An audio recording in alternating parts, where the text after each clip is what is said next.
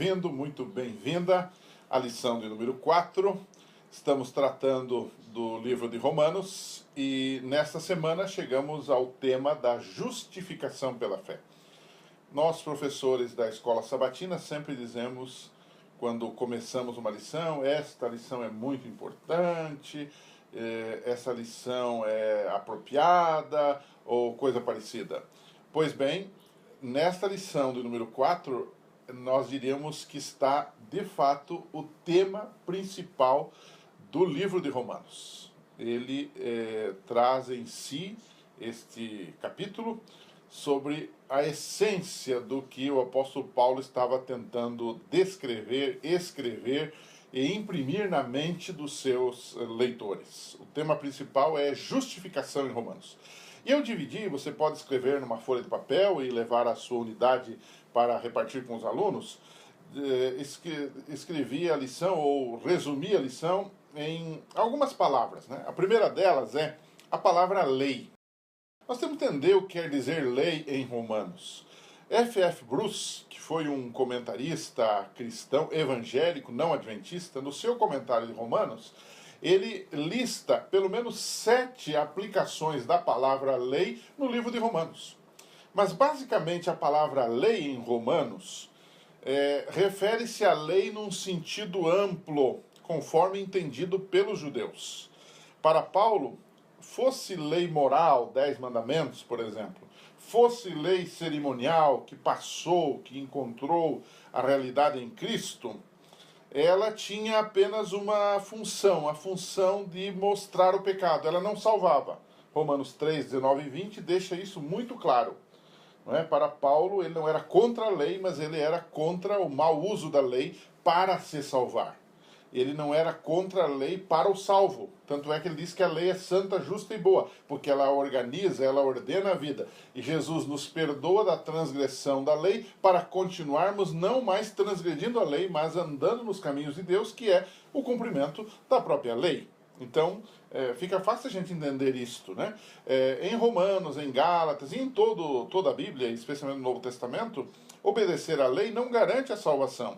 O homem é justificado independentemente das obras da lei. Romanos 3, verso 28. Então, sobre lei, é isso que teríamos que dizer. Mas há uma segunda palavra que permeia o estudo desta semana, que é a palavra justificar. O que é justificar? A palavra grega é dikaio. Dikaio significa o quê? Significa tornar justo. O sujeito é ímpio, pecador, e ele é tornado justo. Significa, junto com isso, declarar justo e significa considerar justo. Em outras palavras, eu não posso ser santo, eu não posso ser justo, eu sou injusto. Mas com base no que Jesus fez na cruz do Calvário, ele me declara justo instantaneamente. A partir desse momento, nem eu te condeno, Jesus disse para aquela mulher. Isso é justificação pela fé. Ele declarou ela como justa, num decreto divino, não humano. Nós não precisamos fazer nada, nós precisamos apenas aceitar esse decreto de Deus na nossa vida. O pecador é injusto e quando aceita Cristo ele é justificado. E a palavra justificar aqui é bom que se explique. Às vezes na nossa unidade temos gente que não tem noção do sentido das palavras bíblicas. A palavra justificar aqui no nosso português corriqueiro tem uma ideia errada. O que é justificar? Justificar é se explicar. É o marido que chega em casa à tarde da noite e ele inventa uma desculpa para sua esposa dizendo que ele estava trabalhando, que estava fazendo serão. Ele está se justificando. Não é?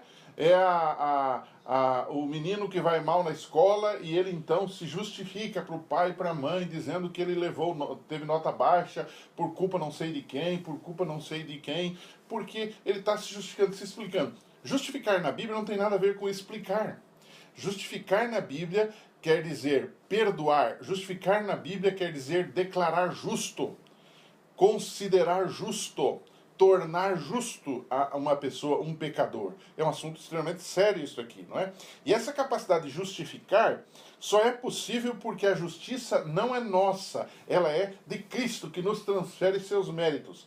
A salvação de Cristo equivale ou seja, a justiça de Cristo equivale para a nossa salvação. Então, sempre que você ler em Romanos, justificados, pois, justificados pela fé, você tem que entender que essa aí é uma justificação, é o perdão, é aquela declaração de Deus de que a partir desse momento você aceitou a Cristo e os méritos de Jesus passam para você, são imputados, são colocados sobre você, e você precisa aceitar isso. A terceira palavra da nossa discussão é a palavra graça, que tem a ver com tudo isto. A graça é aquele favor imerecido de Deus, ou aquele presente de Deus para nós. E é somente por causa disto que Deus pode perdoar e justificar o pecador, baseado na sua graça, no seu amor, baseado nesse dom que nós não merecemos e que Ele nos dá. E por último, aparece uma palavra técnica em Romanos 3, que é o tema da nossa discussão, especialmente Romanos 3, verso 25. Aliás, eu queria ler esse texto para você. A quarta palavra, guarde bem aí, é propiciação. Então, Romanos 3, 24, o apóstolo Paulo fala nos seguintes termos sobre a nossa salvação. Ele diz assim: sendo justificados gratuitamente por sua graça, mediante a redenção que há em Cristo Jesus. E no verso 25, então, aparece a palavra propiciação. A quem Deus propôs no seu sangue como propiciação, mediante a fé, para manifestar a sua justiça, por ter Deus, na sua tolerância, deixado impunes os pecados anteriormente cometidos. A palavra propiciação aparece apenas 2 vezes nos escritos de Paulo. Em Romanos 3, 25, que eu acabei de ler, e em Hebreus 9, 5. A palavra grega é hilasterion.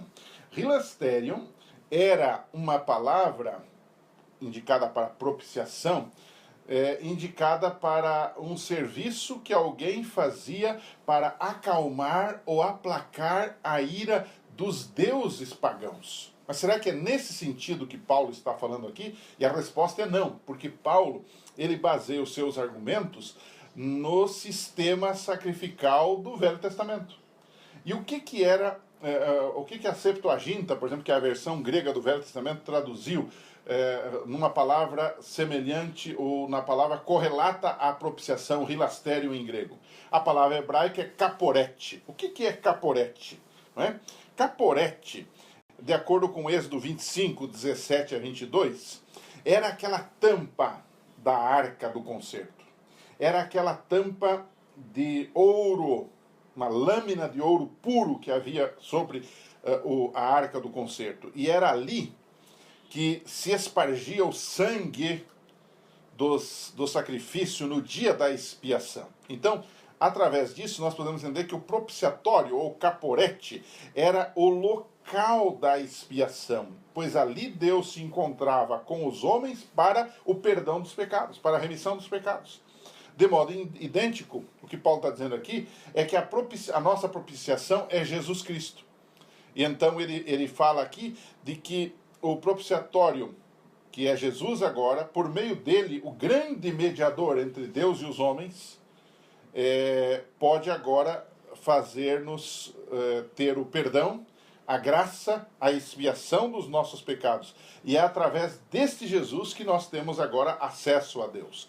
Não tem nada aqui com aplacar a ira de Deus, ou ter medo de Deus, mas é confiar que Jesus é a nossa propiciação, que é nele que a expiação de fato acontece, o perdão acontece, a graça acontece, a salvação acontece.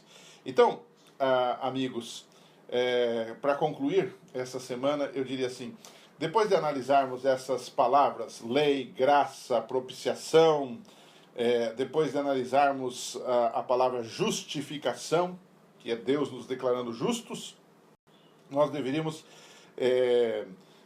reunir essas palavras todas e fazer uma espécie de enunciado, uma espécie de declaração sobre a justificação pela fé.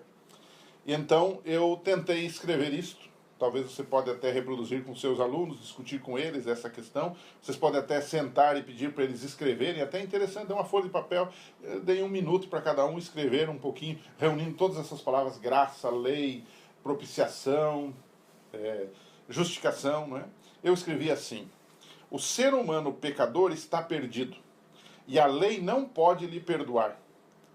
a lei, lhe mostra o pecado e lhe aponta a graça de Deus. Esse dom imerecido, a graça, fez propiciação pelos pecados do pecador e por isso pode declará-lo justo diante de Deus no momento que ele aceita esta oferta de graça e de salvação. Pense nisso, discuta isso com a sua classe e a gente se encontra aqui na semana que vem.